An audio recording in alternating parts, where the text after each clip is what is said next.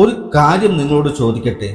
നിങ്ങൾ ഇപ്പോഴും പ്രാർത്ഥിക്കുന്നുണ്ട്, വചനം വായിക്കുന്നുണ്ട്, പക്ഷെ ദൈവത്തോടുള്ള പഴയ ആവേശം ഉള്ളിലില്ലെന്ന് തോന്നുന്നുണ്ടോ?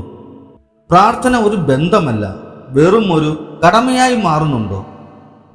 ദൈവത്തിൻ്റെ സഹായത്തേക്കാൾ സ്വന്തം കഴിവിലാണ് കൂടുതൽ ആശ്രയിക്കുന്നത്.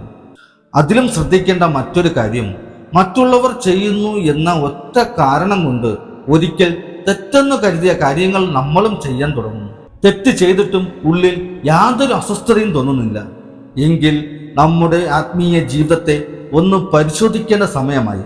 പക്ഷേ ഭയപ്പെടേണ്ട. വിശ്വാസം തണുത്തുപോയെന്ന് തോന്നിയാലും തിരിച്ചു വരാനുള്ള വഴിയുണ്ട്. പ്രാർത്ഥനയിലൂടെ എങ്ങനെ വീണ്ടും ദൈവത്തോട് അടുത്തു വരാം, വചനത്തിലൂടെ വിശ്വാസം എങ്ങനെ ശക്തമാക്കാം, അതിനുള്ള 4 പ്രധാന വഴികൾ ഞാൻ വിശദമായി പറയുന്നുണ്ട്. ഫുൾ വീഡിയോ കമൻറ്റ് ബോക്സിൽ ഞാൻ പിൻ ചെയ്ത് വച്ചിട്ടുണ്ട്. നിങ്ങളുടെ നഷ്ടപ്പെട്ട വിശ്വാസം എങ്ങനെ തിരഞ്ഞെടുക്കാമെന്ന് ഞാൻ വിശദമായി സംസാരിക്കുന്നുണ്ട്.